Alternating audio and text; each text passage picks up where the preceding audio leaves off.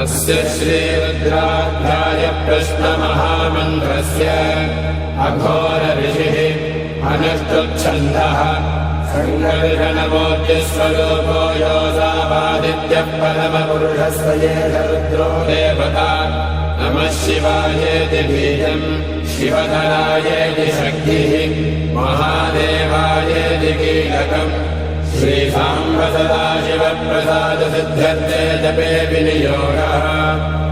ॐ अग्निहोत्रात्मने अङ्गुष्ठाभ्यां नमः दर्शपूर्णमासात्मने दुर्जनेभ्यां नमः चातुर्मास्यात्मने मध्यमाभ्यां नमः निरोधपशुबन्धात्मने अनामिकाभ्यां नमः ज्योतिष्ठोमात्मने कनिष्ठिकाभ्यां नमः सर्वकृत्वात्मने करतलकरपृष्ठाभ्यां नमः अग्निहोत्रात्मने हृदयाय नमः दर्शपूर्णमासात्मने शिरसे स्वाहा चातुर्मास्यात्मने शिखायै वषट् निरूढपशुबन्धात्मने कवचाय हुं ज्योतिष्ठोमात्मने नेत्रत्रयाय भूषट् सर्वकृत्वात्मने अस्त्राय भटे भूर्भुवस्सुवरो विशितिग्रन्थः ध्यानम्